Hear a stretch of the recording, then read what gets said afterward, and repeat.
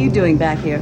Well, I was just about at the park exit, but I felt so guilty about our little case of mistaken identity that I figured I had to come back here and apologize to you and your partner, or otherwise I wouldn't get a wink of sleep all night. Well, don't worry about it. It was an honest mistake. I'm sure it was.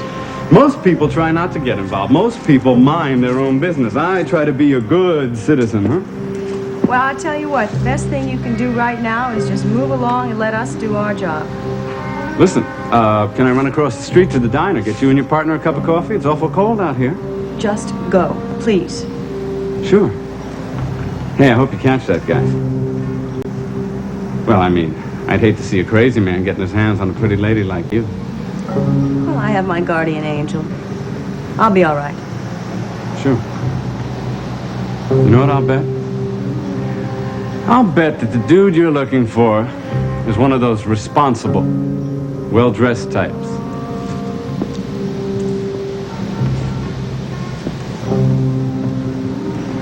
You can never judge a book by its cover. You know what? I think I will take you up on that coffee. In fact, I think I'll find out what my partner likes to drink. Just keep your mouth shut. You scream once. It'll be the last sound you ever make. Don't be a hero. Now, you never snatched a lady's purse before. Especially one with a cop's revolver in it. Where's my partner? What did you do with him? You're worried about the wrong person. What do you want from me? Well, even though it's a romantic night, I don't like to be in a park here. Or one of your cop friends might come along and ruin our little party. Get up. Sweet thing.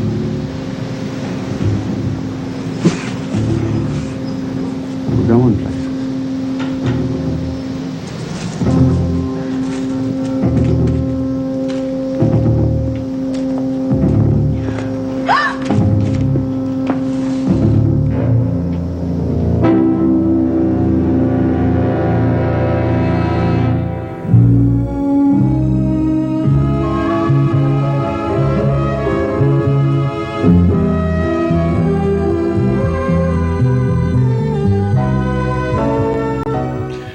Just what do you mean by ignoring a direct order and going to that stakeout? I wish I'd gotten there a little sooner. Maybe I could have prevented what happened. You didn't hear about it yet, have you? What are you talking about? What happened? When I got to the park, I damn near tripped over Calvin. I found him under some bushes, unconscious. Somebody jumped him from behind and knocked him out. Is he all right? Well, Dr. Kavanaugh's looking at him right now. He's down in the infirmary. All right, I'm going to see him right now. Where's Saxon? Deborah's missing. Missing? There's not a trace of her anywhere in the park. Apparently, after the guy knocked Calvin out, he overpowered her and dragged her off to God knows where. Did you call Anderson? Is there a search team in the They're park? already on the way. What, do you still think it's such a wonderful idea, sending Deborah out there tonight? I told you, Guthrie, she volunteered for this assignment. And she's trying to prove to you that she's a good cop, and you were wrong by suspending her. Well, isn't that what you've been telling me? I've been telling you that she's sick. She probably couldn't even defend herself. We'll talk about this later. Right now, I want to see Stoner.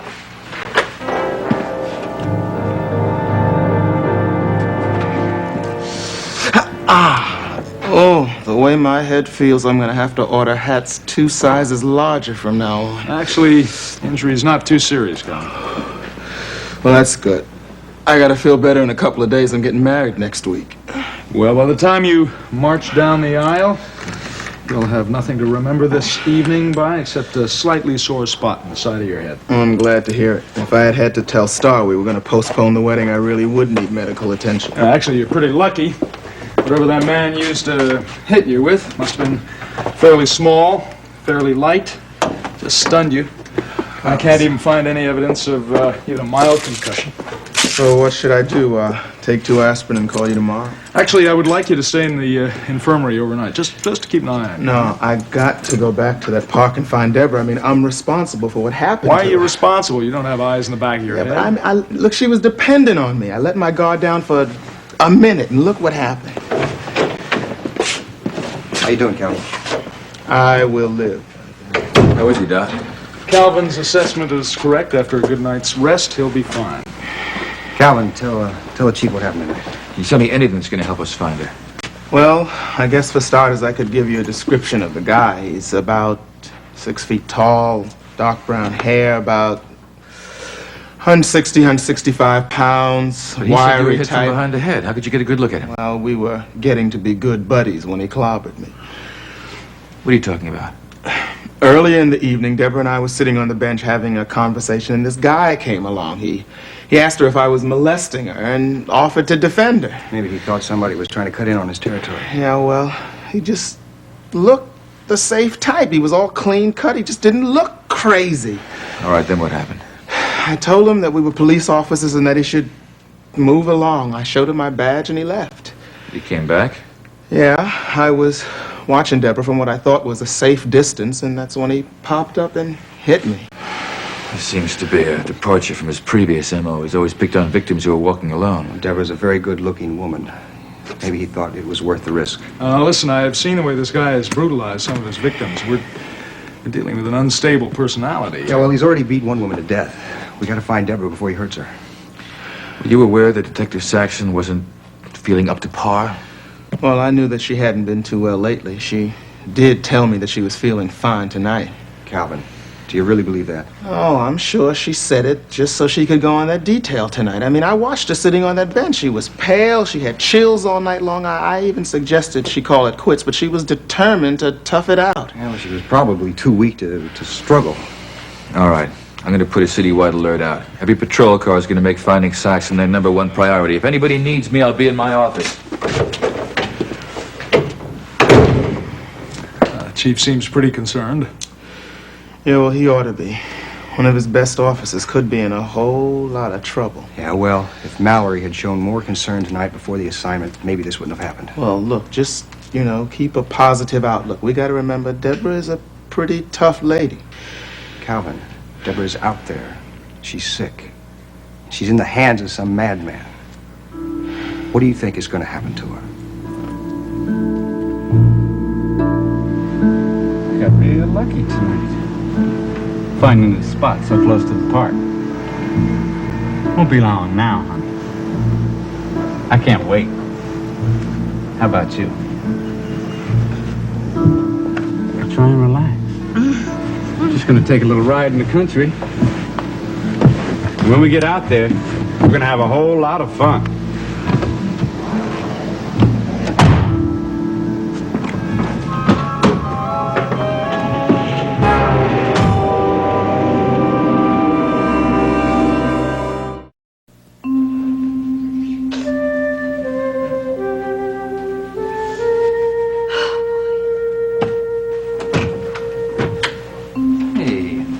I thought when you excused yourself and came upstairs, I'd find you fast asleep. Well, I did sleep. I dozed off for a while. Oh, glad to hear that. Think you have any trouble getting back? Nope, not a bit. I haven't felt this relaxed in days. Good. While you and Margot were downstairs, my falling asleep was the best thing I could have done. Had a dream. The one in the hospital? Mm-hmm. Same one. This one had a little addition, though. You found out what was in the box. Yeah, I did. Come on, I want to hear. What? Oh, you want to? Yeah. Well, okay. Dream was the same as it had been. I was in the same hospital room, had just given birth to the same beautiful baby girl. April, we know that. What was in the box? Don't rush me. Heard the same train whistle. I turned around and I saw the same strange man. I even put up an argument with him this time, but he didn't say anything to me. He just stood there holding the box. Well, this time I took it and I opened it and I took out what was inside. April, this suspense is unbearable. I know. It was a silver bracelet. That's all? Mm-hmm. And you were so afraid. You thought it was going to be something unpleasant. Yeah. It's a very lovely silver bracelet. But I'll tell you, I don't remember feeling happy about it. Well, maybe it was a subconscious thought. Maybe you want somebody to buy you a silver bracelet for Christmas. No, I don't. Well, how do you know? It was a subconscious thought. Because I happen to know that I don't want any such gift. Well, I'm glad, because I've bought all your presents, and there's nothing silver in the whole lot of them. No silver? No. It's all right. You know it doesn't matter to me in the least what you get me. I Oh, Draper, I have everything I could ever possibly want. Oh, well, does that mean I can take all the presents back? You better not. Oh, boy. I'll tell you. You know, ever since I was a little girl, all I ever wanted for a present was someone to love. Someone to love me in return. And do you know how much I love you? Mm-hmm. And I also know that I am married to the most wonderful man in the world. And he happens to be the best present I could ever get. Yeah, come on, I didn't do too badly in this deal myself. No, you didn't. Speaking of presents, I can't wait till Christmas. I hope you like all the presents I got you. I'm sure I'm gonna love them. You'll have to wait, though, for the best present. About 5 months or so. She's coming special delivery. And she is one gift that you and I can cherish for a lifetime. Yeah. You know, we are going to be the proudest parents of the most beautiful baby girl God has ever created. Well, you know, I hope that part of the dream comes true. But if we happen to have a little baby boy, you're not going to hear any complaints from me. No, it doesn't matter. Yeah. You know, maybe, just maybe, that is what you want. You know, a sterling silver bracelet with a baby's birthday inscribed on it. No, Draper, promise me you won't do anything like that. Why not? Because if you do, well, it'll make it seem as though I really am predicting things that are... Okay, I promise. I won't buy you anything that will upset you. Thanks. Draper, you know, it just occurred to me, when I go into the hospital to have the baby, I'll get one of those identification bracelets. Yeah. Every patient gets one of those. And so will the baby have one when she's born.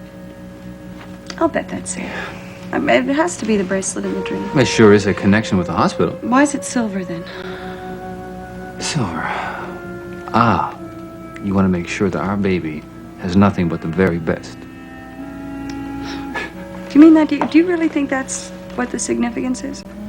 Oh, April. Honey, I don't know. I mean, your guess is as good as mine.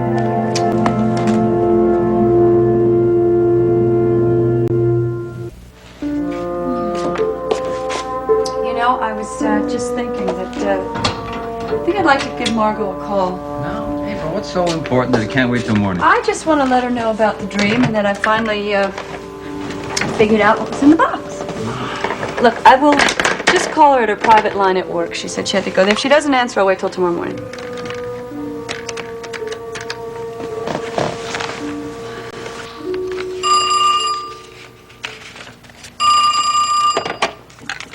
Yes, hello?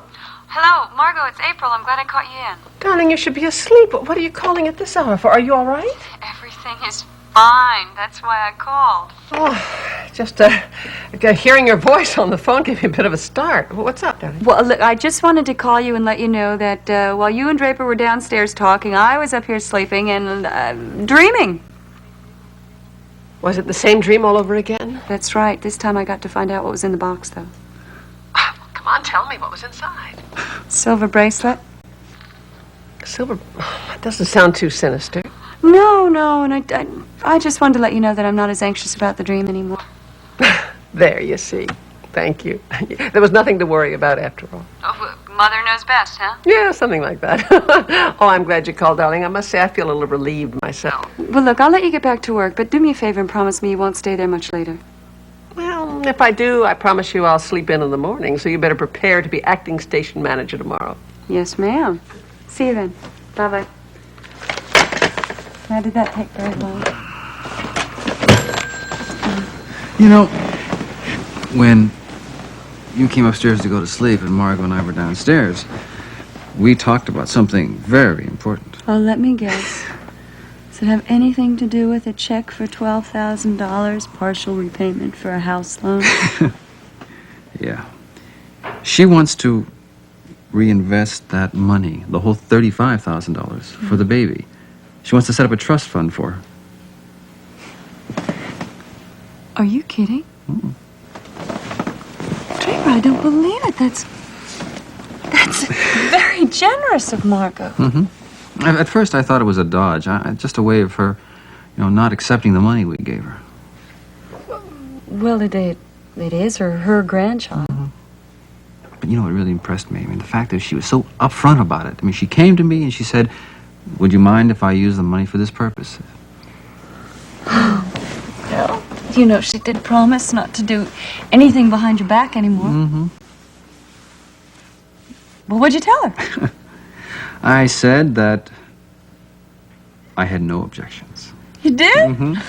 I mean, the only one that's going to benefit is the baby. Oh, Draper, I think that's the best solution. Everybody's happy now. Mm-hmm. You know, when the baby goes to college, it'll be quite a head start. I mean, in 18 years, who knows what college costs are going to be? Oh, Draper, I knew you two would get along, that you'd find something in common, and that happens to be the baby. Oh, I'll tell you. Oh, I feel so good inside. You and Margot are finally seeing eye to eye. In a couple of months, I am going to be a mother. And I'll tell you, we are going to have the best, happiest family anybody's ever known. Oh, hey, I forgot to tell you this morning. What? I looked up that dream in a dream book. And that whistle means that there's a journey involved. Oh, really? Mm-hmm. Well, what does the man mean? Man. Oh. Well, the man must be the conductor of the train. Oh, I see. You think maybe it means that we might go on a honeymoon after all? Yeah. Possibility?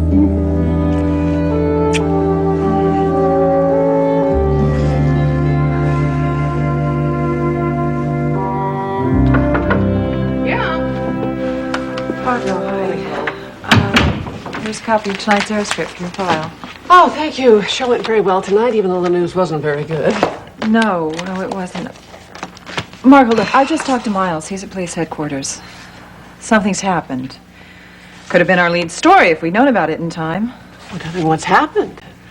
Deborah Saxon has disappeared. There is an intensive police search out for her right now. Disappeared how?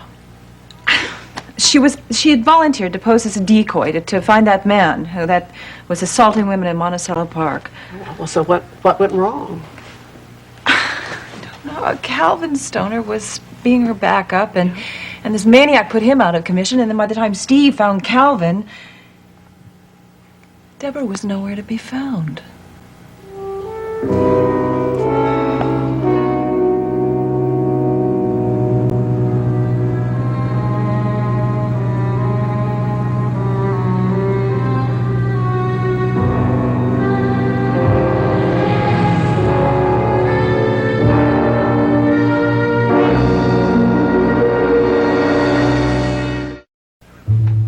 I want every car that's rolling on the lookout for Deborah Saxon. The minute you hear anything, I want to know about it. Well, any word? Search team in the park hasn't found anything, except her purse, minus her service revolver. Well, they've got an awful lot of ground to cover. And it is dark. Well, we may still find her there, but I'm sure he's long gone. Wait, but how do you know that? I got a call from the 4th precinct.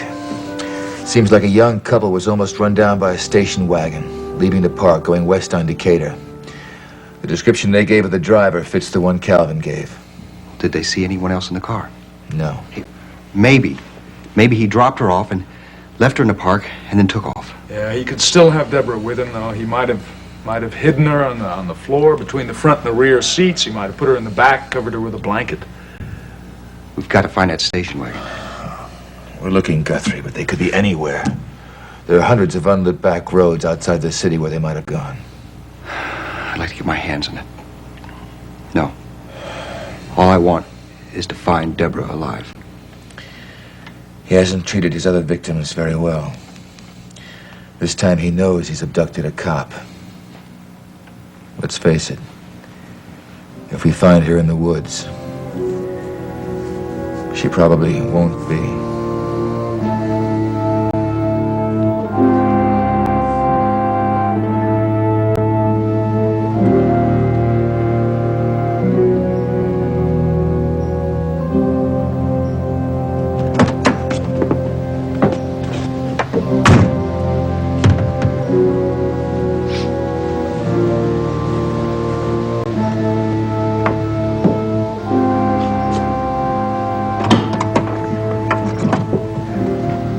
Well, here we are, baby.